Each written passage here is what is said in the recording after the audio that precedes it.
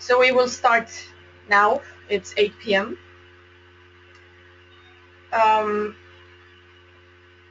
Just to mention, if you have any questions, just put them in, write them in the question box, and then I will either stop at some point throughout the presentation, or at the end, then I will answer all the questions. So I would like to officially welcome everyone to tonight's masterclass. I'm really excited about it. There's a lot of content, so I will actually get going and start the presentation. So what we will cover, we will go through the 7 steps to help you change your relationship with food. I went through them myself, and you will see my story. You'll hear my story, and I will share them with you today.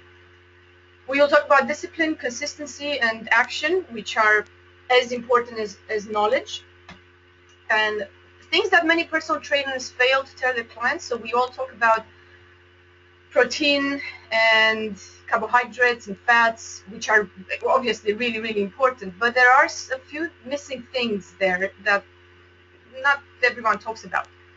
And then for those of you who showed up live today, I actually have a food discipline daily planning, and you can actually use this with other habits as well.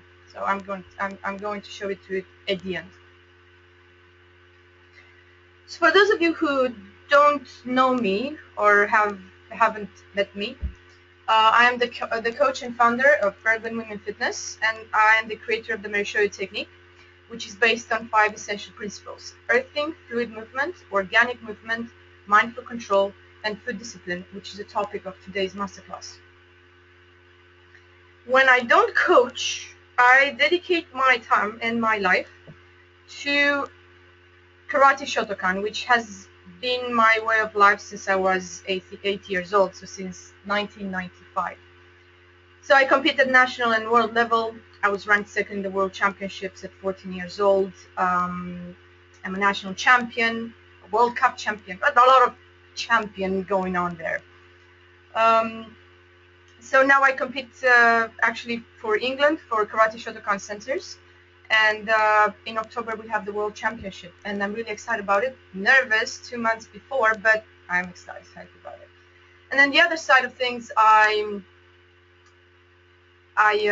do obstacle racing, which is more of a passion. It involves a lot of mud, iced water, and jumping over fire. So it's extremely challenging, but very rewarding at the end. And you get medals and stuff, so, and free t-shirts. That's a cool thing. Right. So I would like to first tell you my story, because I believe we learn through stories. So this is my story of how I completely changed my relationship with food.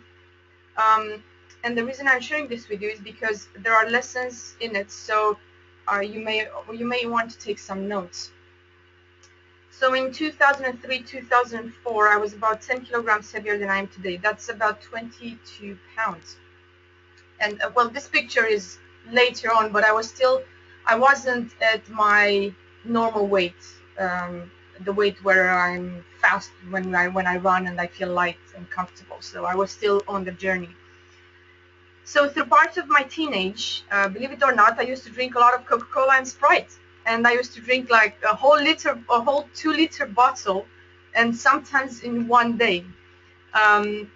So I also used to eat fast food and biscuits and all sorts of snacks. Even if home, I would eat broths and salads and grilled meat. And so as a culture, we are very healthy, but then there are the additional things. So basically, I'm going to tell you how I built habits that stuck for a lifetime. And I built them without actually realizing, and then I extracted them to make the food discipline lessons. So what happened?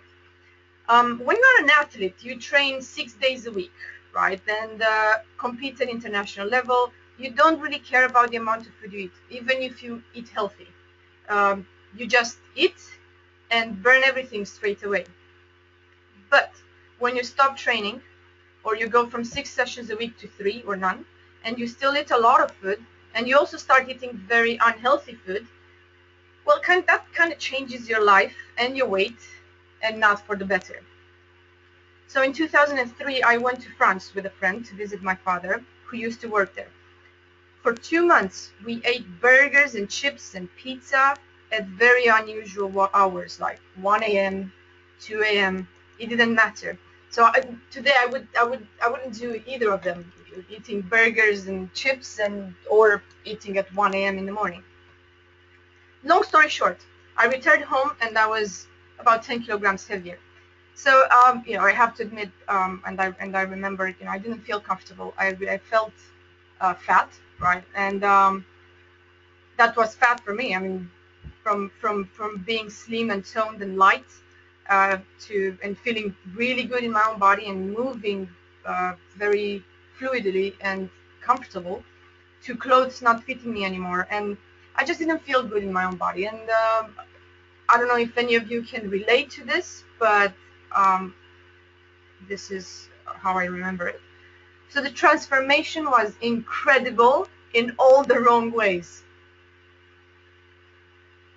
So what I did, when you want to make a change, it is not enough to decide.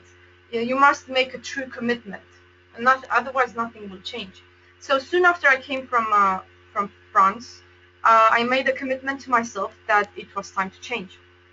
I was going to lose the weight and get back to myself again, where I felt strong in my body and moved freely and gracefully, as I call it today. I made a commitment that I would fit in my clothes again. So that meant training again, because this is what I do, right?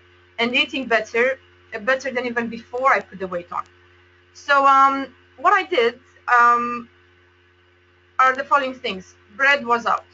This is how I did things. So for years I didn't touch it, and even today I eat bread maybe twice a month, maybe not even that.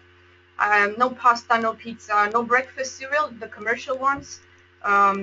Less rice and less potatoes. So that I was still eating rice and potatoes and the carbohydrates, obviously, but not every day. So I would get my carbohydrates from fruit or other sources instead of eating rice every day.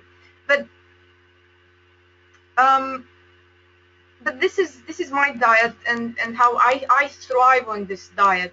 So everyone has to find their own thing, their own path, things that work for them. Other things were obviously no sweets or ice cream or chips or anything that wasn't supposed to be there in the first place, anything that wasn't nourishing my body. So even dark chocolate, I didn't really like dark chocolate then, so I didn't really eat it. Now I kind of like it. And then in 2007 I took up running and I never looked back. Now what was the struggle? It was difficult, not only because I was changing habits and refusing to give my brain what it craved and when it craved, but because no one actually understood why I would say no to grandma's jams and my cousin's awesome pies and desserts, which I really liked and still like. And why I wouldn't make exceptions. But what they didn't understand is that making exceptions, and this is an important aspect to remember, making exceptions every day or on a regular basis will turn them into a habit rather than an exception. So we will talk about this later on. So they would offer me all sorts of foods that they knew I liked and loved, and I'm not sure, I don't know if any of you have been there or not, but it was difficult. No one understood how difficult it was to say no. Until you get the toxins out of the body, or in my case, the sugars and all those unhealthy fats, and build the discipline, it's very hard. It's very difficult. And I had my, how I call them, let go day, but it was only every now and then. It wasn't every other day. So I did it myself. I've been through all, and now obviously I guide others. And of course, it's down to each of us to actually put into application all these lessons that I'll be talking about. And as my sensei once told me, we as coaches open the book for you, but we cannot read for you. So what were the results? the results came by changing what I ate and trained up to 6 or 7 days a week. Now, six days training is not mandatory, but this is what I did, and this is what I love doing. So I fell in love with my routines and my training, and I wasn't doing them for weight loss. So one of the important points: love your training and don't do it for weight loss, because it's going to become a burden. Weight loss goes up and down. If you just do the training or you're exercising for weight loss, change it. And then I built healthy habits that stuck for a lifetime by taking my time and being patient. Really important. Usually we try things for 3 weeks, 4 weeks, and we decide they just don't work and we give up. So whether it's weight loss or weight maintenance or anything you want to do that has to do with food or changing a habit in your life, take your time and be patient.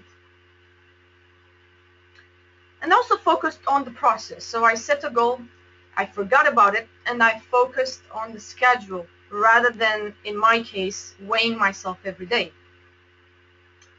So as a result of these changes I've made, I went from 60 plus kilograms to 49, up to the point where people thought I wasn't eating. But what they didn't understand is that I would eat a lot of the right foods, and I would actually use that energy either for my working or studying or training. And another really important aspect, I was training to get stronger and more flexible, and I was training with a purpose to learn and to develop. So I turned my training into personal development rather than weight loss, like I mentioned earlier. So it's really important to look at everything you do, to look for the personal development things, because you have to grow. If you don't grow, then there's no point in doing it in the first place. So I was stronger and fitter and healthier than ever before, and I was working in an office. Later on I had my master's degree, and before work and after the courses, I would run and ice skate or take my wakeboard out. So I was doing things that made me feel like a champion and nothing less than that. So yeah, what makes you feel like a champion? Do only that, and really you will never work out a day in your life. So it took me about 1 to 3 years, I would say, to get these results, because a lifetime of poor habits will take longer than a few months to transform. In my case, there were a few years of poor habits that they built up slowly. And if your goal is to lose weight, for example, because a lot of people want to lose weight, you can lose the extra pounds or kilograms in, let's say, a month, depending on how heavy you are. There are all sorts of diets. So yeah, it can be done, maybe. However, the habits that led to weight gain in the first place, if there is no health condition that caused it, cannot be changed in a month. And so no fundamental changes are made. And if there are no fundamental changes, then the results will not be long-term. They will be superficial. So now we dive into the actual 7 food discipline lessons to live by. So there are many, many lessons out there. Many of them you already know. For example, eat protein with every meal. Yeah, everyone says this. But today I will leave you with something different. My teachings are different. So I'm going to give you this. These were mine, and they still are mine because I still practice them. And now I teach my clients.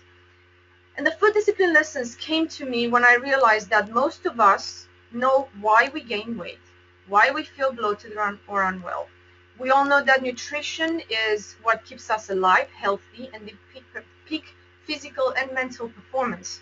And we also know that if the quality of the food we eat is not high quality, then the way our body functions will not be either. And I'm sure that most of you today attending here already know the kind of food you should eat to allow your body to thrive, and the kind of food you should avoid. So we all know this. However, a lot of people still struggle to develop healthy habits and put them into practice and put into practice what personal trainers and coaches are advising them. So over the past few years as a personal trainer and coach, I heard things like, I know what I should eat and what not, when what not. I know, but I crave them and I have them. So this needs to be solved, and these are the food discipline lessons. We talked earlier about exceptions. So if we keep making exceptions often, they begin to be regular habits rather than exceptions. Many times we blame it on sugar addiction. And while, yes, it is true that once you start eating sugar, it's difficult to stop, I do not agree that sugar should be compared to drugs. I mean, exercise releases dopamine as well. Exercise, well, you can call it a healthy drug if you want. But I think sugar, and I actually not think, I'm sure sugar, we can avoid it if we commit, as we talked earlier, if we commit and not only decide. So many people, including myself, came off sugar. And yes, we are grumpy in the first 3 to 5 days after we stop eating sugar, right? But once it's out of the system, then it's out until you bring it back. And then you want more. And this is the discipline part. So some cases are more difficult than others, but in the end, no one forces us to eat. So this is where discipline comes into play. And discipline, I just want to say, discipline is actually a good thing and not a bad thing. So because I get the feeling sometimes people think that discipline is this military style coaching training thing. No, it's not. It's your self-discipline, and everyone has a discipline. Whether you write books, you have to discipline to write books, or you have your business, you have to be disciplined to actually work on your business, or you're a student. Again, you have to be disciplined to go to your courses and do your homework. So discipline is there in whatever we do, if we are to be successful. So looking back at my life, how I changed my relationship with food, I realized that it was not the knowledge but the discipline that made the greatest difference. And I didn't know that then. I know it today. I didn't even know what carbohydrates were. I didn't know when I was a teenager. So if I didn't have the discipline and the knowledge, if I didn't have the discipline, all the knowledge and nutritionists in the world wouldn't have been able to change my habits. And it comes from us, first of all. So your life cannot change and will not change until you decide and rather commit to change it. So the question is, are you disciplined enough to be consistent and follow your own rules? So remember, discipline, consistency, and action. So what I did, I dug deep into my personal habits and came up with the food discipline lessons for my clients. And today I will share them with you in 30 seconds. I'm not almost done. But not all lessons are for everyone. So see which ones are the best for you to apply in your life right now. So it's really important to know that you don't have to do all of them, but remember them, because when you need them, you will apply them. So lesson 1, eat high quality when craving otherwise. So when you crave sweets or unhealthy snacks and foods, think whether you've actually eaten a proper meal that day. Proper is in quality and quantity. So there is something missing when you crave. And you must think, what's missing? Is it quality food? Is it the quantity? Or maybe an element that I need? Like, for example, you want ice cream. Maybe you just need that sugar. So can you replace the ice cream with a teaspoon of honey, for example? Yeah. Or maybe it's the milk in the ice cream that you actually need. So what is it? Take time to think and respond rather than react. So many times we crave those things because we are actually hungry. And this is something my mother taught me, and she said, if you want chips or crisps, why don't you eat first? Because you're probably hungry. And most of the time she was right. Because surely we don't actually, I didn't actually need those crisps. And once you eat the proper meal, you would find that you don't crave them anymore. And it's problem solved. So eat high quality food when you crave unhealthy options. Lesson 2, don't have them when you crave them. This is one of my tricks that I came up with. So don't give your brain the satisfaction of giving it what it craves when it craves, because it will never stop craving. It will learn that craving or asking always means to receive. So it will always crave. Instead, if you want to have the treat, because I have my treats as well, I think everyone deserves a treat from time to time, but have it when you don't crave it. So don't give in.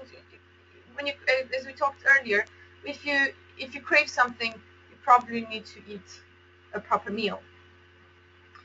So make a conscious choice not to have unhealthy foods when you crave them. You may realize that it is a passive phase anyway. Never twice.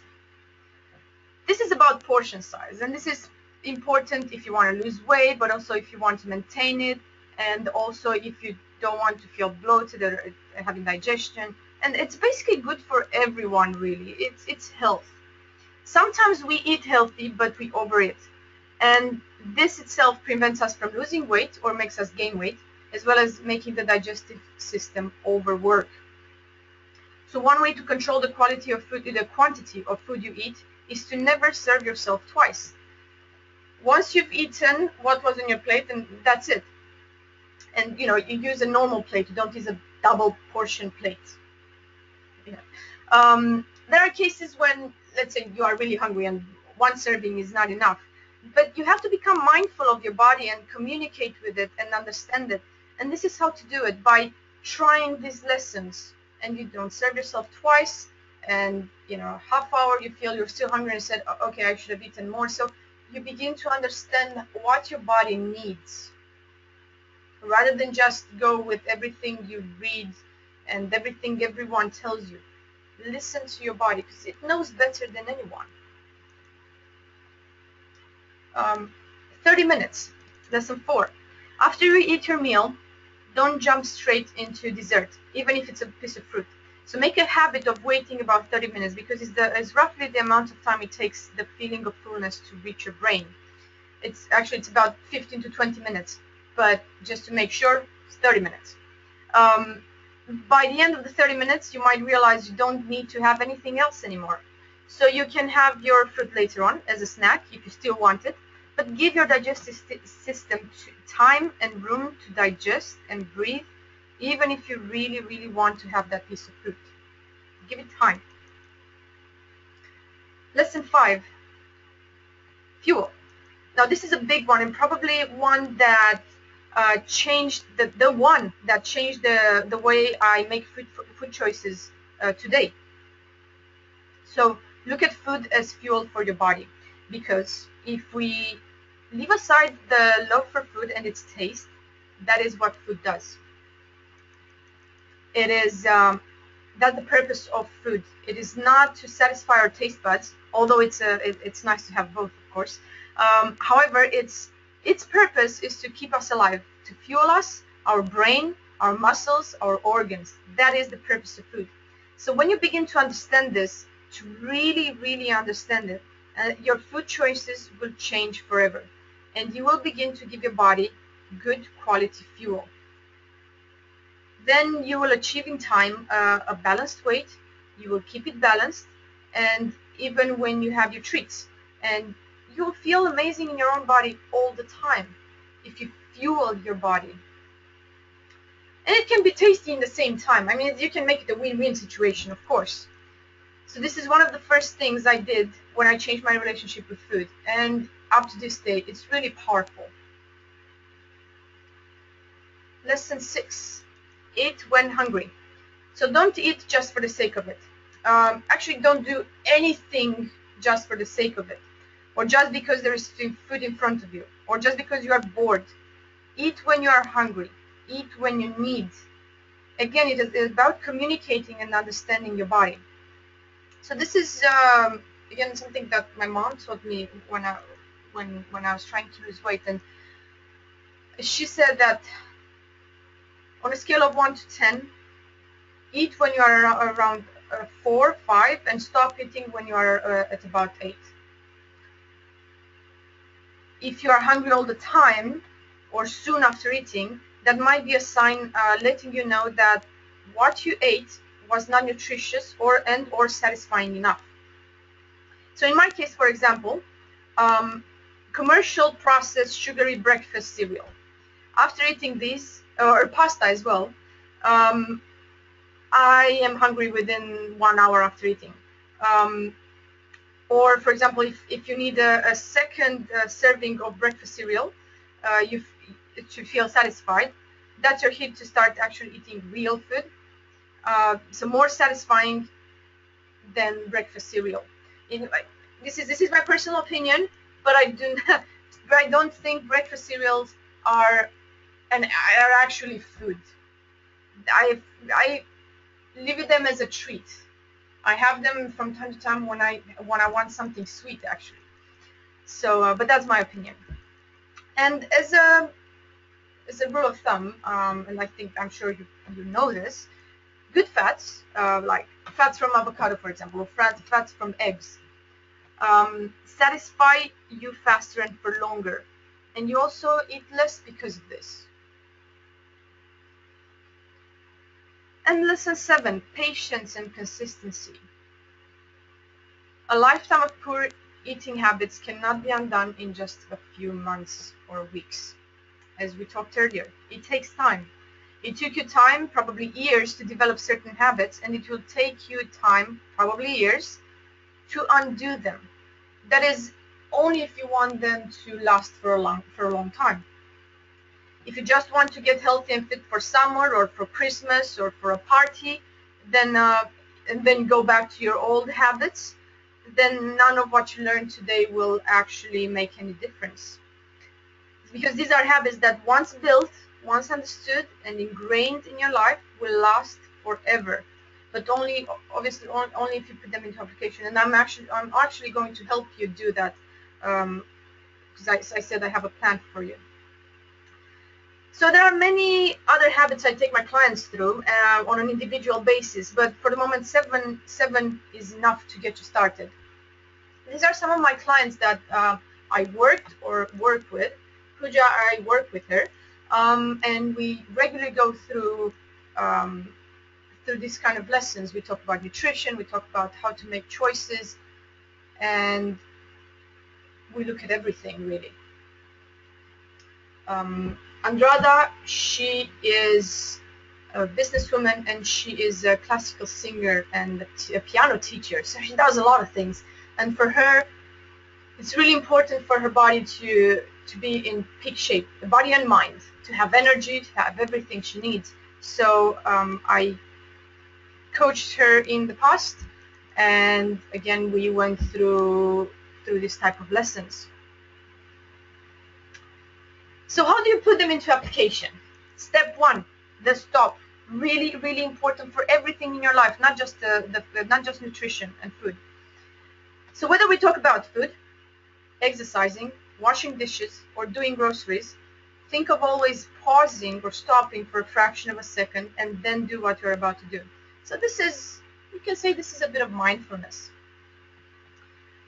An exception from the rule, of course, would be for example, the driving, right? When you need to have quick reactions, that's a different situation. You cannot just stop. So why would I advise you to stop for a fraction of a second before you do anything? The stop, which I learned it from my own coach, enables us to give the action we are about to do a second thought and not just react out of impulse. Now, the similar thing is in karate, which is called zanjin. So it's in the Japanese culture. So think about impulse buying, impulse eating, emotional eating. This is all reacting to events or emotions or people around us. So the stop is about responding rather than reacting, because in many cases the first thing we do is to react. We seldom stop and think about what we are about to do. So from today, you will stop a fraction of a second before doing anything. A fraction of a second is all it takes to change your world, and I'm serious about it. It's becoming aware of what you actually do. And the food discipline lessons will work a lot better if you bring the stop into them. Now, how to put them into application, step 2. So I stopped at 7 lessons for specific reasons. There are 7 lessons in 7 days. So when you want to build healthy habits, you have to start slow and small and simple to allow your body and your brain to adjust comfortably and not make it a burden. So my advice is to focus on one thing at a time, as it will make a greater difference. You will ingrain them in your brain, and so they last for a very long time. So you have 7 lessons. Each day you focus on one lesson and one lesson only. So even if it's not something you will have to use or action or something that doesn't apply for a particular day, have it at the back of your head. That's how you ingrain them. So you go through them regularly, and when the time comes for you to apply any of them, they will be there for you, and you won't have to think about them anymore. They're a big part of you. So I have prepared a food discipline daily planning for you to print out and stick it on your fridge. It's a PDF. It's a 1-page PDF, but you have to put it on your fridge door. So every time you pass, your subconscious just picks them up. This is only for those of you who attended today. And I can see some of you have arrived towards the end, but you will receive this guide as well. And by having them in front of you all the time, you will learn them by heart, the habit and the day. And you don't even need to read them, because your subconscious mind will pick them up as you pass by them every day. It's a slow but very effective process. And not only I will give you this PDF, but if you are or if you are not, you should join the Merisoiu Technique group. You will be the first to find out about my 15 minutes coaching classes that I'll be doing every single week, and I'm planning them. So as soon as they're ready, I will have free classes, 15 minutes weekly, and we will talk about food discipline and about everything the Merisoiu Technique teaches, actually. So yeah, if you're not in the group, search Facebook for the Merisoiu Technique, and I'll be waiting for you there. Because my mission here in this group is to build strong, healthy foundations that last for a lifetime. This is where the group comes in. This is another one of my clients. I've trained Richard for 2 years or more now. So when he wants to do the work, he gets really good results. We're not so good, but he made extremely good progress over the 2 years. It's amazing. And we talk about the food discipline lessons, and we have Skype coaching calls. Besides the one-to-one sessions we have outdoors, and he's great. Yeah. Martina is one of my online clients, and we every week we go through the food discipline lessons and nutrition lessons and training, and she has everything she needs on the Urban Women Fitness Academy, and she does all the work. She gets the results, and she understands how her body functions. Now, for those of you who desire to work with me, I have a couple of one-to-one mentoring spots available to catapult your success. So if this is something you desire, contact me, drop me an email, or contact me on Facebook. So remember, the last thing, choice is yours, and you are in control of what goes into your body, the food, exercise, everything, and let no one tell you otherwise. If you have any questions,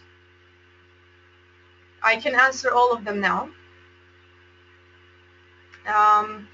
If not, I suppose I explained everything really well. I did go into a lot of detail, and I actually took me 35 minutes, so I was fast. So if I went too fast, please drop any questions you have so I can clarify any aspects. You're welcome. How do I?